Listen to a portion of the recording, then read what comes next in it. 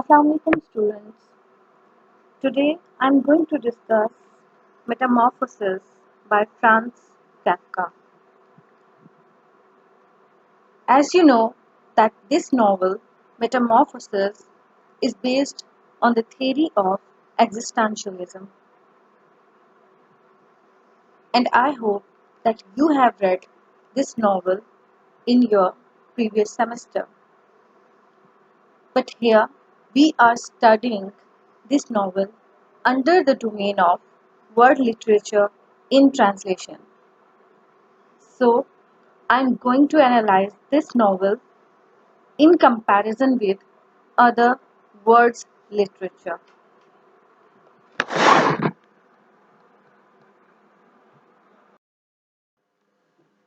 As many of you know that this novel Metamorphosis has been written in German language, and it is very famous novel that belongs to German literature. As far as the history of German literature is concerned, German literature has very influential history, so that it is the most significant domain of world literature.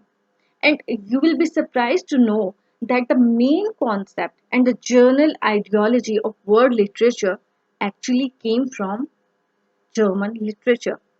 And in 21st century, Germany has been an important country for the development of contemporary analytical philosophy in continental Europe.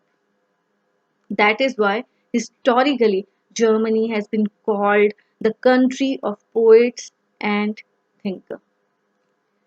And according to a global opinion poll of BBC, Germany was not only the second most respected nation among 50 countries in 2003, but also it is recognized for having most positive influence in the world in 2011, 2013, and in 2014.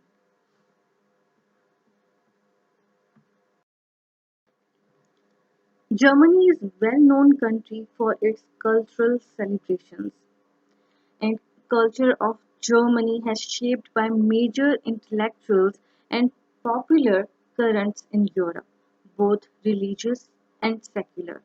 The culture of Germany basically includes its philosophy, music, literature, cinema, language, art, architecture, design, sports, and religion.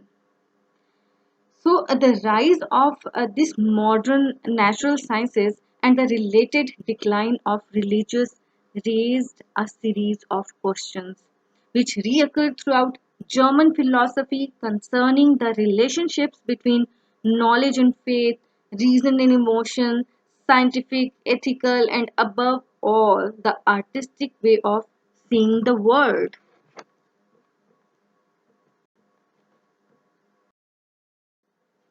Students, in this slide, I'm going to discuss the contribution of German scholars and philosophers which make German literature most influential in world literature. There are many significant movements of German literature that comprising the significant work of German authors. And when literature started writing in German language, that was the era of 17th century, and a Frankish noble family founded by Charles Martin, that was Carolingian dynasty. And the old High German period is reckoned to run until about mid 11th century. The famous work of 17th century is Hildebrand Slade, and heroic epic was Heliant. So before Baroque period, in 12th century, in the key work that include the Ring is famous in that era. While in Baroque period, 1600 to 1720 was one of the most fertile times in German literature when a lot of work has been produced. While the modern literature in German begins with the author of the Enlightenment, that is herder, while the sensibility movement of 1950s and 1770s, it ended with Goethe's best-selling that was in 1774 that named with Die Junge Wälder. But you don't need to memorize the names uh, in German language. I'm just discussing the contribution of literature um, in that German language so that you can very well understand the influence or the productivity of work uh, in German language, in German literature. Students, this slide is a continuation of previous slide, and here I just want to tell you the contribution of German philosophers in literature, that how during Middle Ages German philosophers have helped in shaping Western philosophy, and a number of German intellectuals were also influential in sociology. Uh, so, in 17th century, Kant played a central role in the history of philosophy, and Kantianism inspired the work of Nietzsche. German idealism, defended by Fichte and Hegel, and Karl Marx and Friedrich Engels, developed communist theory in the second half of 19th century. So you see how German scholars and philosophers have contributed and persuaded the tradition of German philosophy in uh, throughout the years and in 20th century as well. So a number of German intellectuals were also influential in sociology. They work for society, and that society also consider their work. Students, as I have discussed earlier, that there are many significant movements, many significant philosophies that have emerged in German literature. For example, the epic theater, the Holocaust, the faith theater, and Strum and Drang philosophy. And here I'm going to discuss Strum and Drang philosophy. The exact pronunciation is Strum und Drang philosophy. Fine. And the literal meaning is that storm and drive, but usually it is translated as storm and stress. Students, you all know that English romantic movement is inspired by French Revolution, but actually the romantic movement is actually inspired by German philosophy, Sturm and Drang philosophy. And basically, it is a proto-romantic movement in German literature and music that occurred between late 1760s and early 1780s.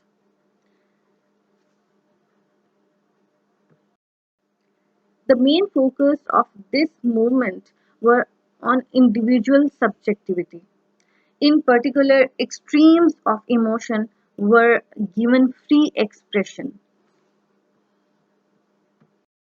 And that is the reason that the famous poet S.T. Coleridge is one of among many poets who were actually inspired by German philosophy and German idealism, because this is the first effort to find man and nature relation in philosophical way, and its exalted nature and human individualism, and sought to overthrow the Enlightenment cult of rationalism. To understand this idea, basically, it is the reaction to the perceived constraints of rationalism imposed by that movement that I have discussed before, the Enlightenment and associated aesthetic movement. And this period is named for Friedrich Maximilian Kingler's play of the same name, like Strammen and Drang. This is the same name that is performed in form of a play in 1760. 1777. And basically, that works containing rousing action and high emotionalism that often deal with the individual's revolt against society. Basically, if we see the characteristics of this philosophy, Shraman Drang philosophy, then we can see that the protagonist is driven to action that is often a violent action, but not by the pursuit of noble means and nor by the true motive, but by the revenge and greed. So the significant and the main important writer is Goethe and Schiller, who began their career as prominent member of the movement. And Goethe exemplifies with common ambiguity and outburst of irrationality.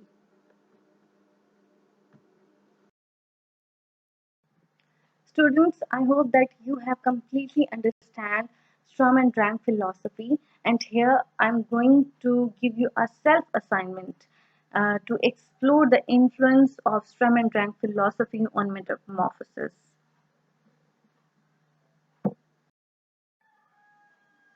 Here I'm going to discuss a very important and interesting German aspect, that is expressionist literature, which seeks to reproduce not objective reality but the subjective reality which people, object, and event arouse in us. Subjectivity, as you know, is very much related with our own feelings, our own emotions, and our own opinion, and it is also very much related with the Strum and Drang philosophy. So, expressionist literature depicts a psychological and spiritual reality through distortion and exaggeration of situation. And it also presents the distorted and exaggerated situation as if it were completely real.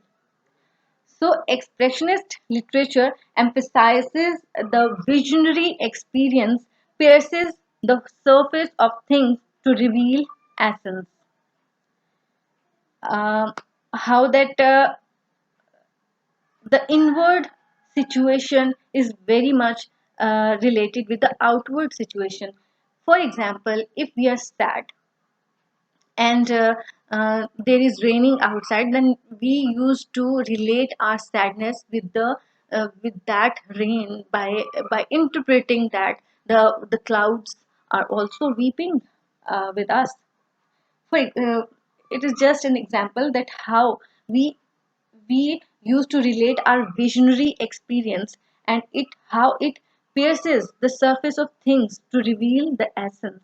And expressionist literature also explores how to transcend the material world, and it also replaces concrete particulars with allegorical forms.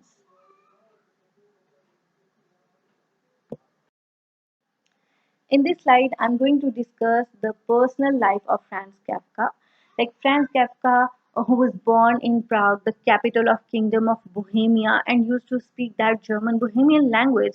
But student, here I want to tell you the geography of Prague, like being part of German Austro-Hungarian Empire, that we used to call the capital of Czech Republic, and they segregated its Jewish population into German-speaking ghetto, and it is founded on the seven hills and dominated by the castle, looming high over the city as a symbol of authority.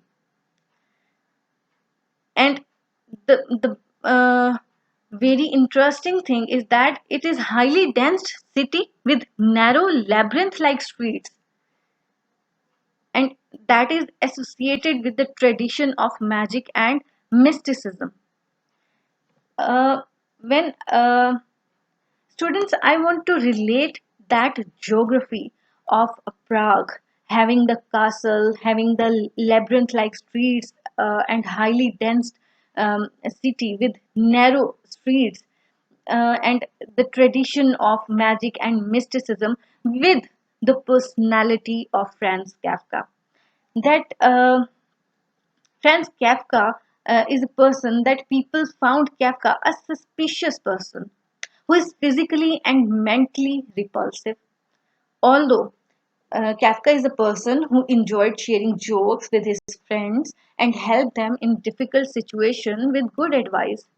So apparently, the things or the things which uh, which reveal the personality of a character are different, and actually the personality is different, like the internal and external aspect. Same is the case with the city of Prague, being a very interesting and highly dense city, and the beautiful city having seven hills that were dominated by the castle, but the labyrinth like streets, which increases the mysticism and the magic in that place. Same is the case with the personality of Franz Kafka. As far as his personal life is concerned, he belonged to middle class family, and his relationship with his father was very complicated. That is why we find Kafka a mysterious and conflicted person. And there is also some glimpse we found um, in his personality of inferiority complex person. And so the neurotic relationship with his tyrannical father influenced his mental condition, and he suffered from clinical depression and social anxiety. That is why he became engaged to several women but married none. And finally, at the age of 40, he died because of a very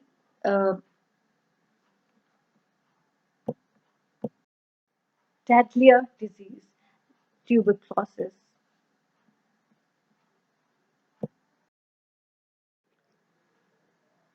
In this slide, I'm going to discuss the work and style of Franz Kafka. Before, we have discussed his personal life, his biography, and now in this slide, I am going to discuss his work and style. Franz Kafka, a novelist and a short story writer of 20th century literature, is the major figure, a very famous figure, a significant figure of 20th century literature. As far as his style is concerned, it is commonly said that style is the dress of thought. And if we analyze the thoughts, the conflicts, or the personality of Kafka, we can very well understand his style. That he's not a systematic philosopher or a religious man, because of his various levels of meaning, because of his deep philosophy and the bizarre philosophy, and basically the reason that his work fuses the elements of realism and fantastic. Students, basically, literary realism is a part of realist art movement, beginning with mid 19th century in French literature and as well as in Russian literature, and it extending to be late 19th and early 20th century. Literary realism attempts to represent a familiar thing as they are, and a realist author close to depict everyday and banal activities and experiences instead of using romanticized or similarly stylized presentation. And as far as fantastic is concerned, fantastic, the word fantastic, Fantastique, it is the French word fantastic, and it is characterized by ambiguous presentation of seemingly supernatural forces. And supernatural forces means that anything that fall outside from the limitation of scientific understanding. So, the deep philosophy of Franz Kafka, his deep philosophy and the mystery that features through his isolated protagonist facing that bizarre or surrealistic predicaments and incomprehensive socio-bureaucratic powers. And it is that socio-bureaucratic powers refers to the non-elected government officials and an administrative policy of making any group uh, and the same situation, the same bizarre condition, and the same surrealistic predicaments have been discussed in his work, The Metamorphosis, The Trial, The Castle, and many of his short stories. When we talk about the style of Franz Kafka, then the term which came into our mind that is very famous is Kafkaesque. That term is used to represent and it is usually associated with the work of Kafka that used to represent a particular characteristic or a reminiscent of the oppressive or nightmarish qualities of Franz Kafka's fictional world. And his deep philosophy and mystery that features Kafka as an isolated person, as a conflicted person, as if he's an outsider, and he presented his conflict and his conflict are based on his own experience that he had to work in a meaningless bureaucratic job. And at this there is there is also another reason that is that he became frustrated at having to support his family. So, same is the case with his protagonist, who represent his isolation, his alienation, and they are facing a bizarre and surrealistic predicament, and the situation is very incomprehensible, and the socio-bureaucratic powers overwhelmed the life of his protagonist.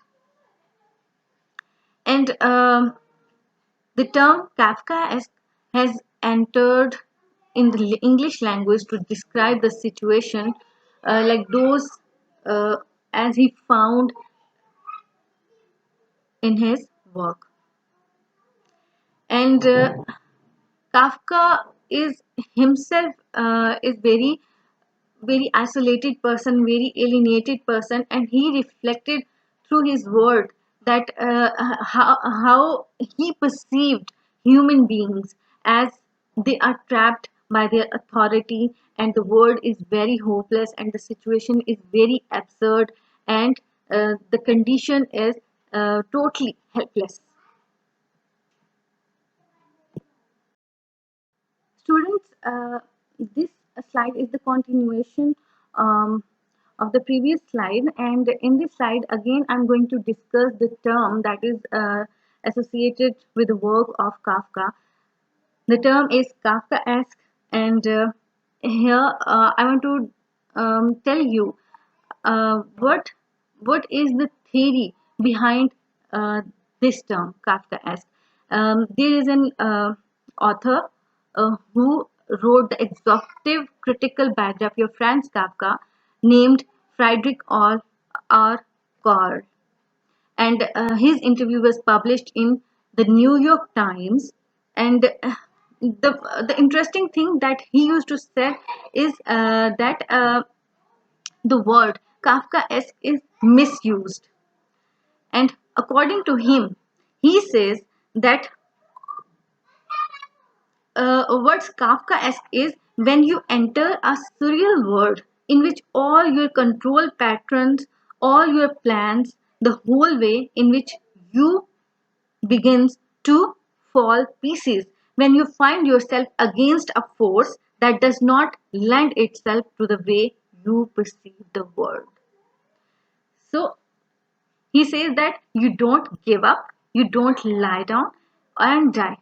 What you do is struggle against this with all your equipment, with whatever you have. But of course, you don't stand a chance. That is Kafka. according to Friedrich R. Core. So it is very interesting aspect of Kafkaesque that if uh, if I'll discuss, I'll see the comparison, but we perceive that Kafkaesque is a bizarre situation, a helpless situation. But here, Friedrich R. Karl says that it is a situation where we used to struggle against what the forces are. Our struggle and our trying is basically Kafkaesque.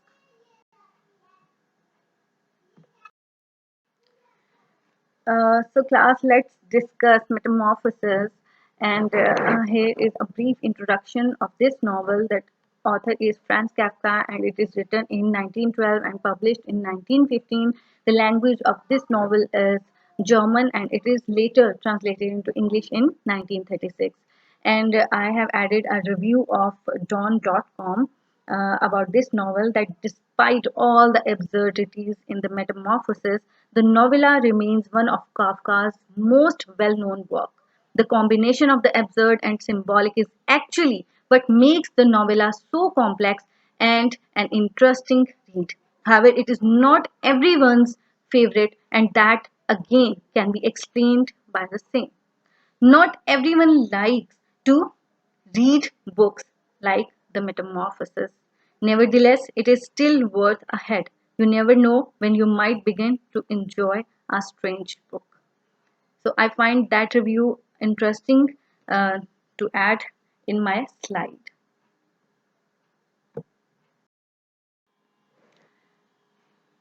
In this slide, I'm going to discuss the story outline of Metamorphosis. That this novel starts with a line that one morning, when Gregor Samsa woke up from troubled dream, he found himself transformed in his bed into a horrible vermin.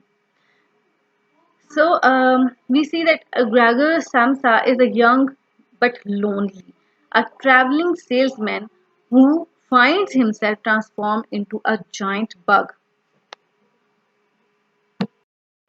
The Samsas are of a family of four that include his parents and his sister Greet. So Gregor is the person who is responsible for supporting his family, and we know through the novel that his father had stopped working many years ago due to the failure of the business. So, after transformation, Gregor is met with horror and disgust when he reveals his new form to his family and his supervisor. And the firm considered the employees, like Gregor used to work in that firm. That firm considered them as scoundrels, and they distrust them. So neither from his supervisor nor from his family he get any support. Initially, his sister is the one who cares for Gregor, but at the end she cries that we must try to get rid of it. And this is another heartbreak for Gregor when his sister turns hostile to him. So we see that there are two metamorphoses in this novella, that Gregor from human to woman, the transformation of a Gregor from human to woman, and the Samsa family, the family of Gregor, who also turns like a parasitic family, sucking the blood of their own son. So the tragedy of death of Gregor when he dies um, as a loathsome insect, and his family doesn't care of him. And in the end, when they relieved from Gregor's death, the family takes the day off and goes out for a trip for a country to the country.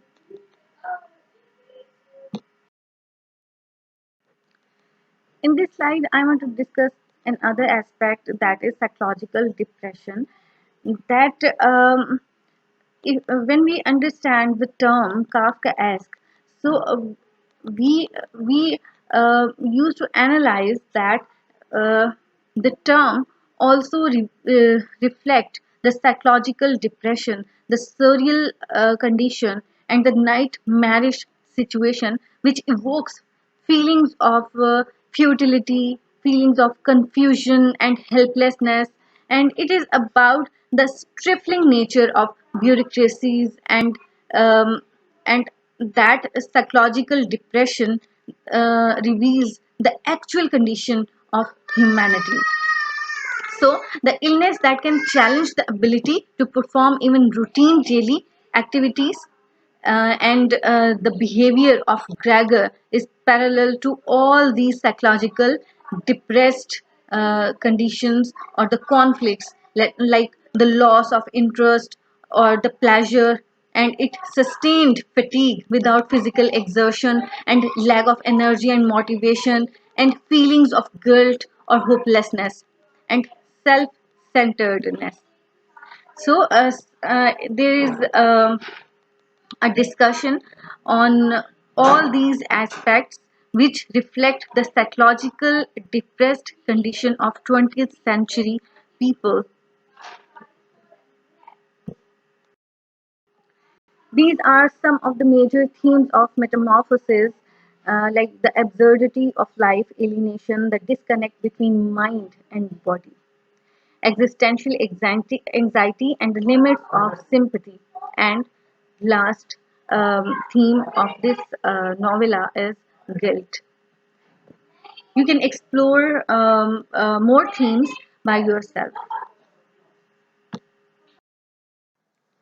Students, after this detailed discussion on German literature, the aspect of German philosophy, and on the theory of Franz Kafka, and after that, the discussion on metamorphosis, are you be able to do that self work to analyze the different aspect of this novel, the modern fiction, the magical realism, the fantastic happening, and the realistic setting. I have discussed two, three aspects in this lecture.